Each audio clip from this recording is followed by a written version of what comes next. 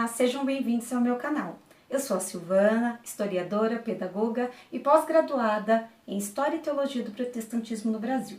No vídeo 10, nós falamos sobre os evangélicos brasileiros, organizados em tradicionais, pentecostais e neopentecostais. Falei também sobre os modelos eclesiásticos utilizados por elas e também eu citei alguns exemplos de denominações pentecostais espalhadas pelo nosso Brasil. No vídeo de hoje, nós vamos falar sobre a fundação da Assembleia de Deus no Brasil, contextualizando o período, a questão política, social e econômica. Falarei também um pouquinho sobre a trajetória dos fundadores, Daniel Berg, Gunnar Vingre e de sua esposa Frida Vingre. Mas antes, se inscreva no canal, deixe o seu like, ative o sininho, compartilhe com seus amigos. Fazendo isso, você vai ajudar na divulgação e no crescimento do canal. Vamos lá?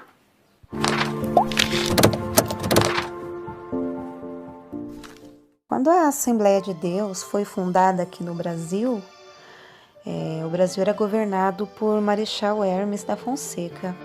O Brasil foi um dos principais países que receberam imigrantes.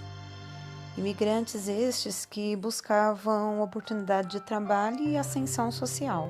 E a escravatura havia sido abolida no Brasil e o déficit de mão de obra era bem alto. A Assembleia de Deus foi fundada em 1911 em Belém do Pará. E por conta do ciclo da borracha, a cidade sediava um maior número de residências de seringalistas, casas bancárias, entre outras instituições.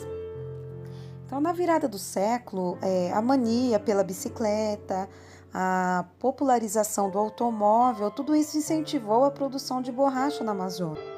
O movimento pentecostal ele surgiu em 1901. Sua grande expansão nacional e mundial teve início lá na Rua Azusa, em Los Angeles, em 1906. Daniel Berg, nascido em 1884, era de família protestante muito pobre. Ele trabalhou numa fazenda tomando conta de cavalos e carroças e depois trabalhou como fundidor especializado. E aos 18 anos ele foi para a Inglaterra e depois para os Estados Unidos. Gunnar Vingre nasceu em 1879. Ele era filho de jardineiro, batista e desde a infância cresceu dentro dos ensinamentos bíblicos. Ele concluiu o curso primário aos 11 anos. Ele começou a trabalhar com seu pai na mesma profissão dele até os 19 anos. Foi batizado nas águas aos 18 anos e sucedeu seu pai como professor de escola dominical. Quando ele tinha 24 anos, ele foi para os Estados Unidos estudar num seminário teológico batista sueco, lá em Chicago. Depois de formado, ele iniciou o seu ministério pastoral na primeira igreja batista de Chicago. Daniel Berg e Gunnar Vingre, eles se encontraram numa conferência evangélica em Chicago, onde eles conversaram longamente. Foi neste mesmo ano, em 1909, que eles receberam um batismo com o Espírito Santo e também receberam a chamada missionária. Eles desembarcaram no Brasil em 1910. Ambos não falavam nada do idioma português.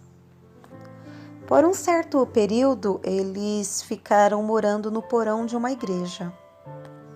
Ali eles faziam cultos e faziam cultos também na casa de uma irmã chamada Celina de Albuquerque, uma irmã batista que tinha uma doença incurável nos lábios e isso a impedia de frequentar os cultos na igreja batista. Os missionários oraram por ela, Deus a curou e ela foi a primeira irmã batista a ser batizada no Espírito Santo aqui no Brasil.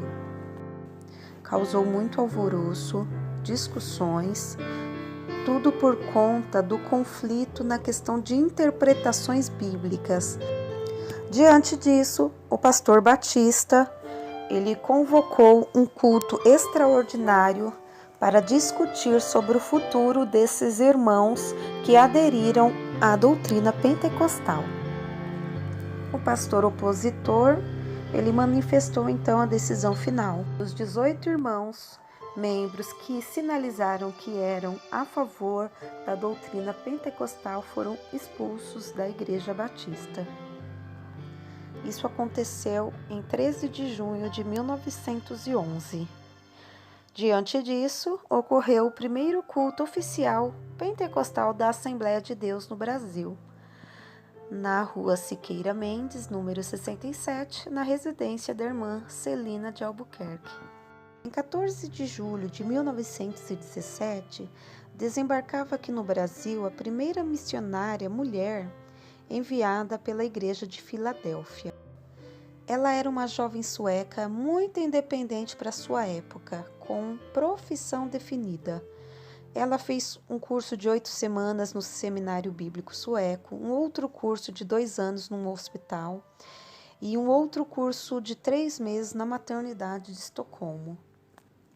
No dia 16 de outubro deste mesmo ano, ela se casou com Gunnar Wingre. Nos primeiros anos, eles quem lideravam a igreja.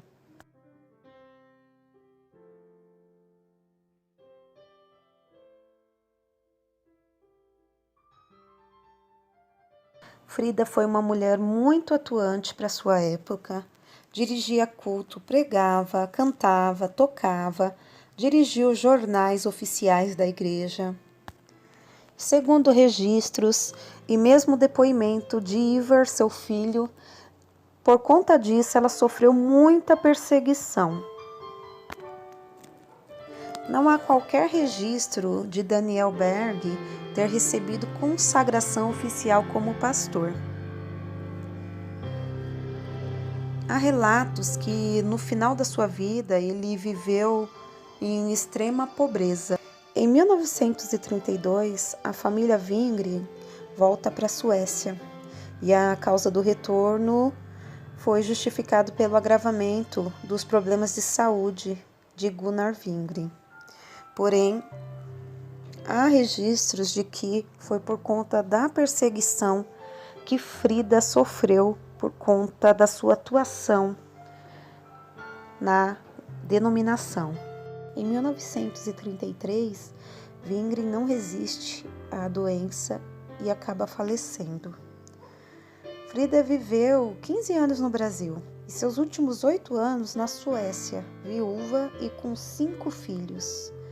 Ela morreu em setembro de 1940 no hospital psiquiátrico em Estocolmo, com apenas 49 anos de idade.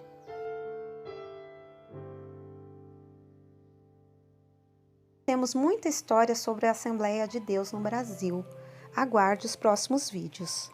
Se você gostou do conteúdo deste vídeo, se inscreva no canal, deixe o seu like, ative o sininho e compartilhe com seus amigos. Até o próximo vídeo.